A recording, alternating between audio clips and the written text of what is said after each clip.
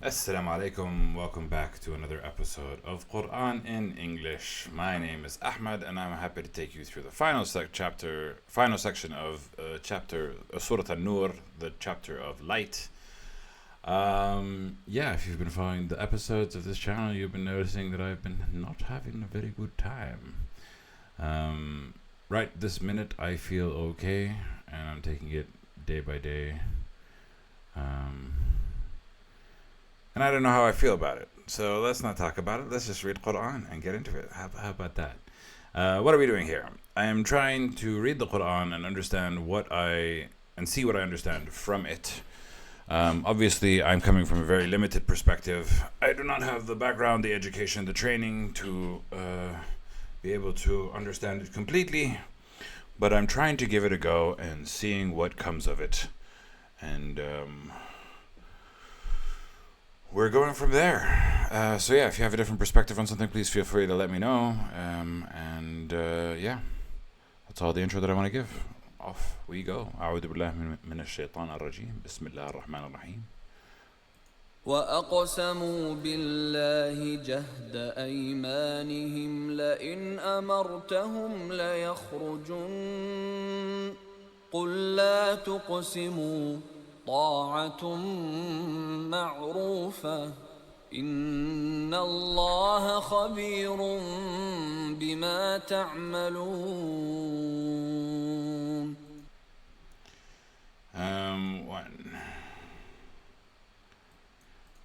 I thought as much.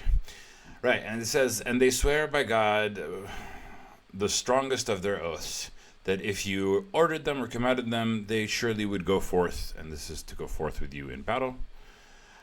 Say, and this is it said to the prophets, say, do not swear. Your obedience is well known. Indeed, God is all aware about what you do. So I believe the context that's giving here, and specifically with this footnote, that this is used in a sarcastic way. Your obedience is known is used sarcastically. Everyone knows you're only bluffing. It is only actions that matter, not words. I believe this is referring to a specific time when people said to the Prophet that they wanted to fight, but they didn't really want to fight. They were just saying empty words. They were saying, "I swear." And the message to the Prophet / Messenger is that they shouldn't swear because we know where your obedience is. And that God knows all of what you do. But as discussed many times on the channel, this might apply to something else. It does not necessarily have to apply to one thing only. There may be a specific moment in the future where this happens to come true again. قل أطيعوا الله وأطيعوا الرسول فإن تولوا فإنما عليه ما حمل وعليكم ما حملتم وإن تطيعوه تهتدوا وما على الرسول إلا البلاغ المبين. Again, another command is being said. Say, obey God and obey the messenger. But if you turn away, then on him is only what he carries, what is placed upon him. So essentially, he is responsible only for his duty, and on you is placed on you.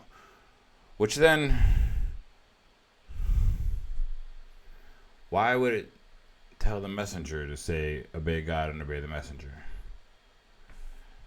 Right? If this is qul and this is being said to the Prophet, why wouldn't it say, obey God and obey me?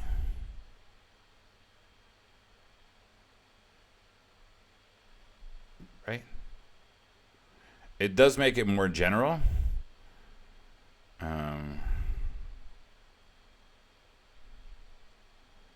And again, like I said, it always feels like it can apply for more than one situation. And then anyway, it says, but if they turn away, then he is only responsible for his duty, which is probably going to be to deliver the message, the messenger's duty, not the prophet. Even though the prophet was both a messenger and a prophet, the story, the sentence is about the messenger. And on you is what you placed on you, and your responsibility for your things. The only duty is to obey the messenger. Again, not the prophet. I know that they both apply to the Prophet Muhammad, but the term here is being used is messenger, and it's very clear. The only duty is to obey the messenger by submitting to God. By submitting to God, no, obey the messenger. It's more than just submitting to God, right? And submitting to God, I guess, was by submitting to God is wrong.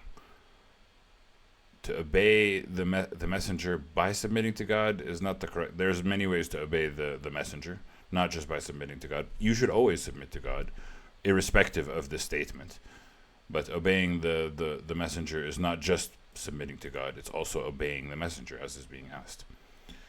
And if you obey him, you will be guided, and it is not upon the messenger except conveyance that is clear. The messenger has to deliver the message very clearly.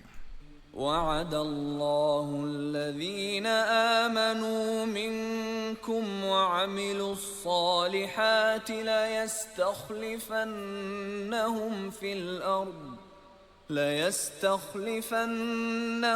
في الأرض كما استخلف الذين من قبلهم وليمكنن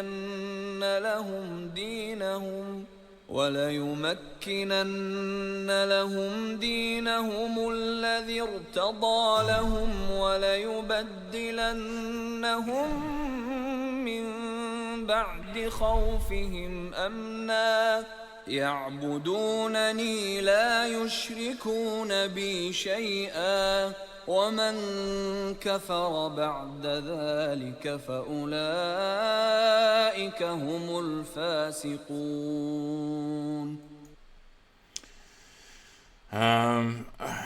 God promised those who believe that among you and do good righteous deeds, he will grant them succession in the earth, as he gave succession to those from before them. I feel like this is referring to the believers of the time of the Prophet and the Arabs that converted to Islam, because they did inherit the earth, at least the earth around them. But it also can apply to a time in the future, because it doesn't feel like everybody who believes and does good in the earth will succeed the earth. Is that the right verb tense? Will inherit the earth, as it was done for before them. And surely he will establish for them their religion. Okay, so I guess this is really talking about the time of the Prophet, I guess. That which he has approved for them, and he will change for them from after their fear security. So they won't be afraid, they'll be secure. يعبدونني لا يشركون بي شيئا. They worship me, they do not associate with me anything. And whoever disbelieved after that, then those are the defiantly disobedient.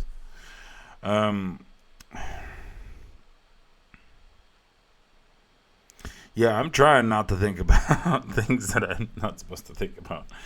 But I have to think about them, you know what I mean? It just feels like an us versus them. Believers and not believers. And if you don't believe, then you are my enemy. And I don't know how well I can adopt that perspective. But it is clear what the perspective is. Believers versus non-believers. Anyway. وأقيموا الصلاة وآتوا الزكاة وأطيعوا الرسول لعلكم ترحمون.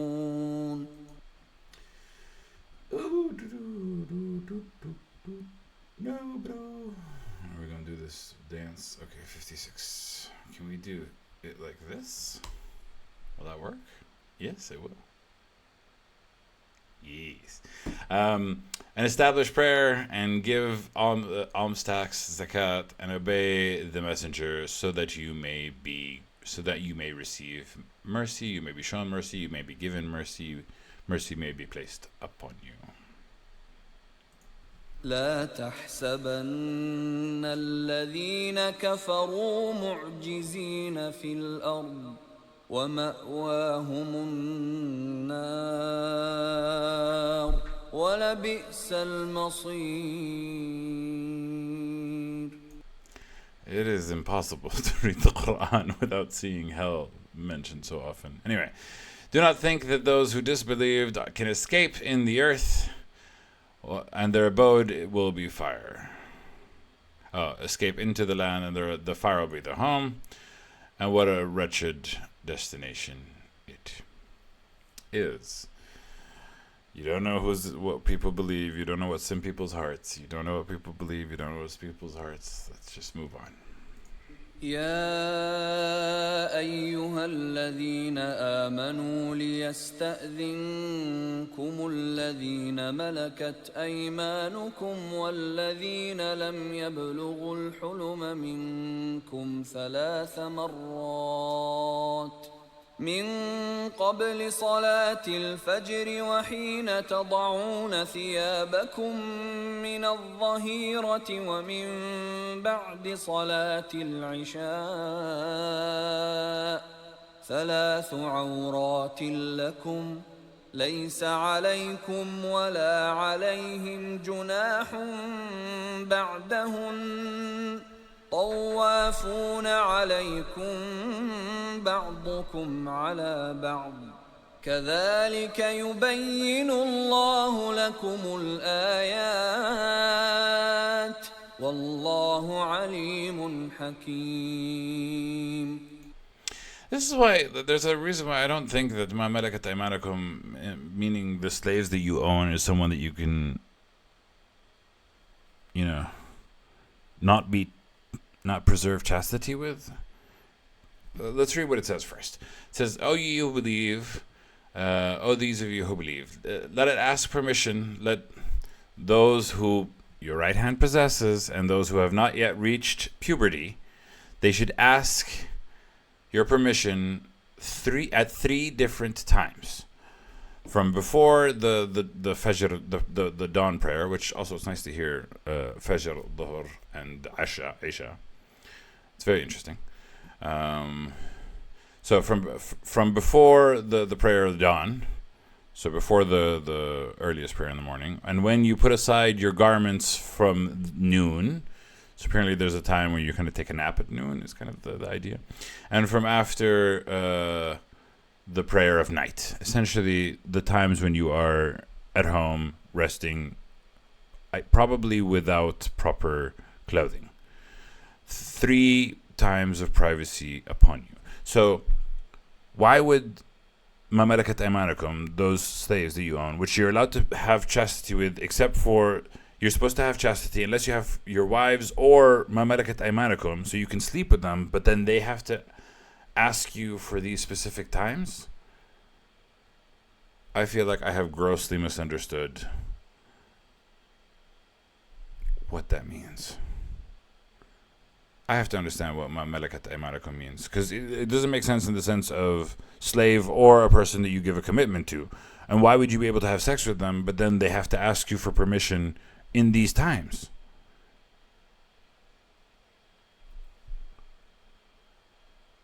Or can you have sex with them, but then they still have to ask you permission? This is kind of, it's wrinkling my brain, as they say. Anyway, it is not upon you and not upon them any blame after that. So anytime outside of those times, it's not upon blame upon them for them to move about upon you.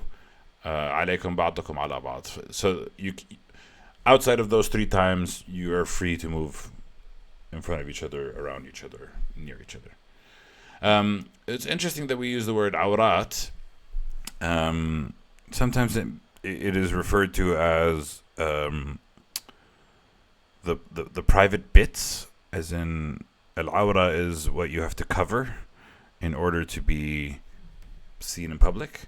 But here it seems to indicate that awrat is about a time.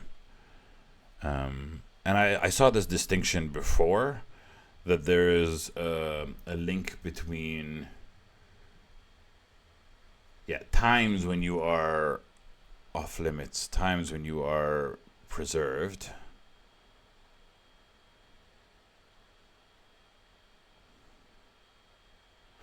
And why would it the ones who have not yet reached puberty?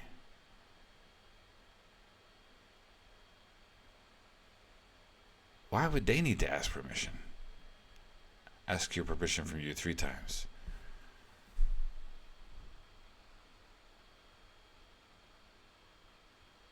Like if someone else's child, they'd have to ask you permission? Why? Or they're like,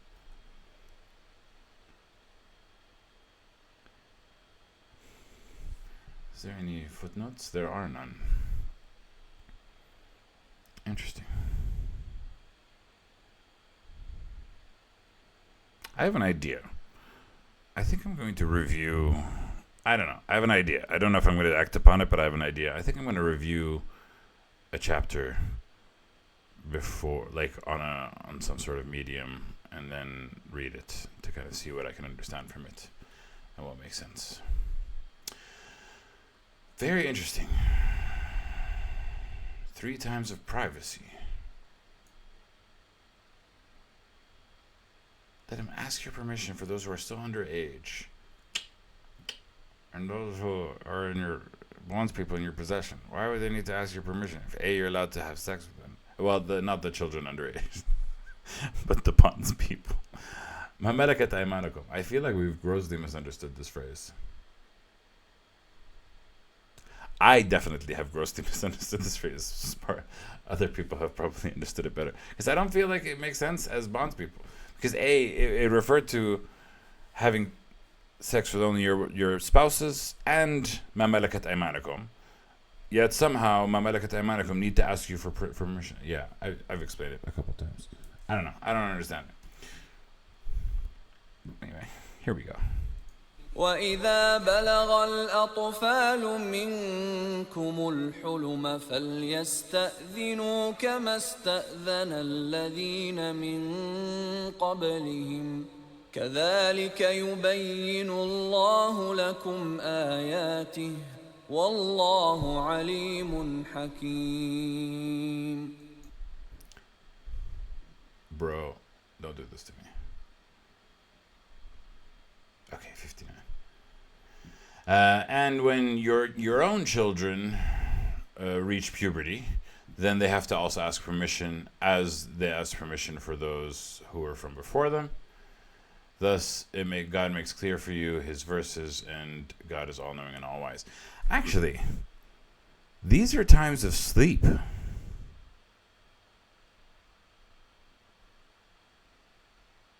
There seems to be something sacred about sleep. Interesting. Like, I thought about, obviously there are also certain biological things that happen to at least men when they sleep. But there might be some psychological and spiritual things happening when we sleep too. And something about having another adult makes that a violation of somehow. Maybe sleep is different to sex and held differently. That would make sense. Okay. والقواعد من النساء اللاتي لا يرجون نكاحا فليس عليهن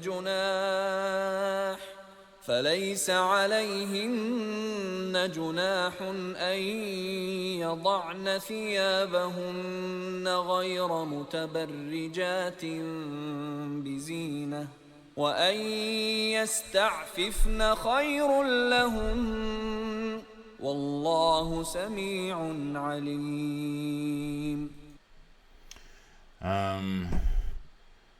And the postmenopausal from the women who do not have no desire for marriage, and it is not on them any blame that they put aside their outer garments, not displaying their adornment. And that word bezinatin is also very important and very key. What is their adornments? What is the zina? How much do you have to cover up? Is the question mark. We had the verse earlier where it talked about يضربن بخمارهن, which means to cover up their pockets. What does it mean? Does it faces? No. So I still have a question mark on what this means.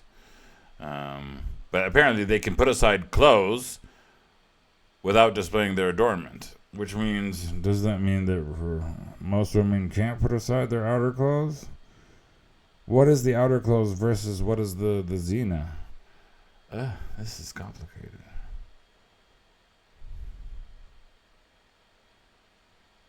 Also, it's frustrating.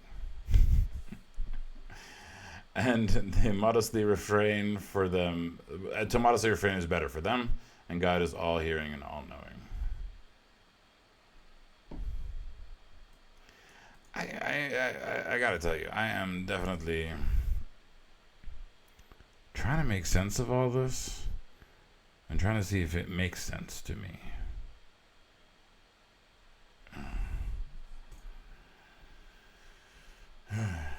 ليس على الأعمى حرج ولا على الأعرج حرج ولا على المريض حرج ولا على أنفسكم أن تأكلوا من بيوتكم أو بيوت آبائكم أو بيوت أمهاتكم أو بيوت إخوانكم أو بيوت أخواتكم أو بيوت أعمامكم أو بيوت عماتكم أو بيوت أخوالكم أو بيوت خالاتكم أو ما ملكتم مفاتحه أو صديقكم. ليس عليكم جناح أن تأكلوا جميعا أو أشتاتا فإذا دخلتم بيوتا فسلموا على أنفسكم تحية من عند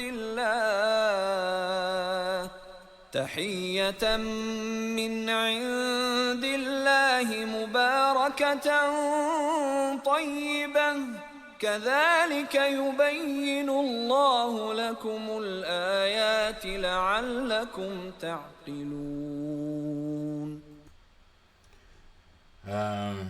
Okay. Long verse. It like I didn't understand why it's saying or the houses, and then why he would stop and then repeat or the houses. Continue or the houses. Why did you have to repeat it?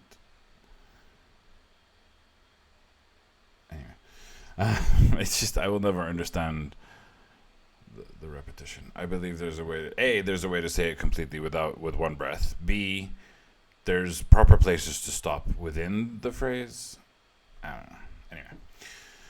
It says, it is not for the blind any blame, nor for the lame any blame, nor for the sick any blame, nor upon yourselves that you eat from your houses or the houses of your fathers or the houses of your mothers or the houses of your brothers or the houses of your sisters or the houses of your uncles, paternal uncles, or the houses of your paternal aunts.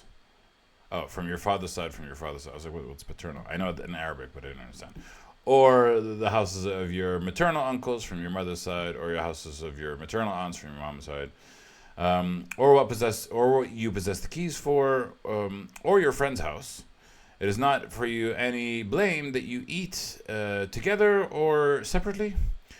But when you enter houses, then greet upon yourselves a greeting from God that is blessed and good. And thus, God makes clear for you the verses so that you may understand. What's very interesting to me here is that he's saying that even if you know the house, even if you have the keys, even if your friend's house, when you come in, greet yourselves. Which is very interesting. Houses have such sacred energy. And I don't know what it is. I don't fully understand it, but this makes sense to me. إنما المؤمنون الذين آمنوا بالله ورسوله وإذا كانوا معه على أمر جامع لم يذهبوا حتى يستأذنوه إن الذين يستأذنونك أولئك الذين يؤمنون بالله ورسوله فإذا استأذنوك لبعض شأنهم فأذن لمن شئت منهم واستغفر لهم الله إن الله غفور رحيم. Only the believers, those who believe in God and His Messenger, and when they are with Him for a matter that is of collective action, a public matter, then they do not go until they ask His permission to leave. Indeed, those who ask your permission, those are the ones who believe in God and His Messenger. And so when they ask you permission for some of their affairs, then give them permission to whom you will from among them and ask forgiveness for them. Astaghfir lahum Allah. Ask God for their forgiveness. Indeed, God is oft forgiving and oft merciful. It does feel like a lot of the Quran is very intent on following God and following the Messenger. Obedience is very important to the Quran, which is something that I kind of struggle with.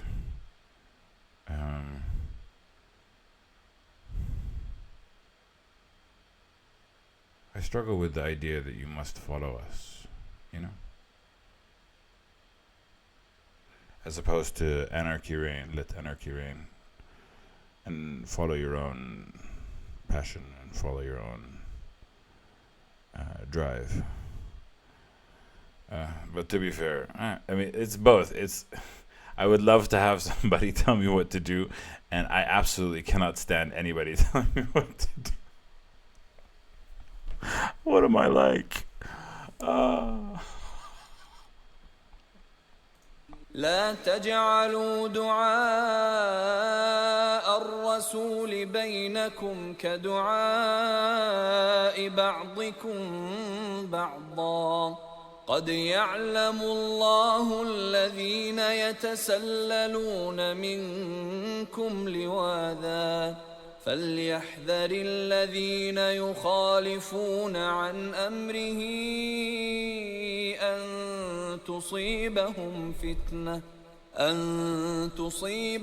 فتنة أو يصيبهم عذاب أليم. It's quite dark.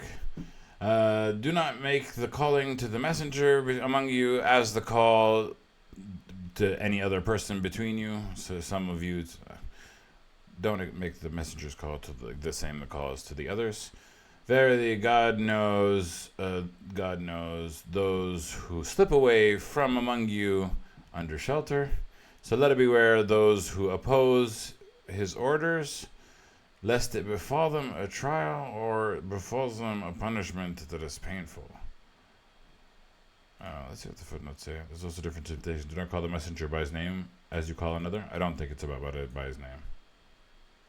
Do not say Muhammad rather than Prophet. No, I think this is calling him for a matter. But anyway. Some hypocrites used to sneak out while the Prophet was talking.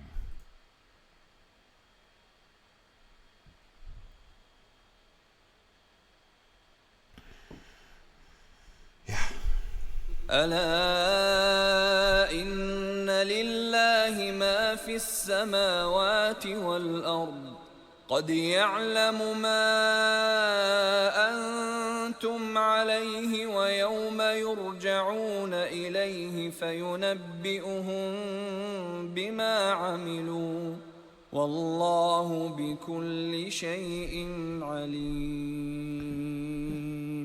No doubt that indeed to God belongs whatever's in the heavens and the earth. He knows what you are on it, and on the day that you will be returned to it, and He will inform you of He'll inform them of what they did, and God is of everything all-knowing. And that's Surah An-Nur, Sadaqallah al-Ali al-Azim. Alright, what am I feeling? What am I thinking? I believe in God. I believe absolutely in God. I don't understand the Quran. I don't know how I resonate or how I feel with it. I'm going to continue this series. I don't know at what rate. I'm going to continue it at a lot slower rate than I was doing before. Just to see what it says and see if my mind changes upon it. But as I said, my faith is a little bit shook in the words that I'm reading. My faith in God does not waver. I believe in God wholeheartedly. And I'm just trying to read the words to see if I can gain some wisdom, clarity, insight on God.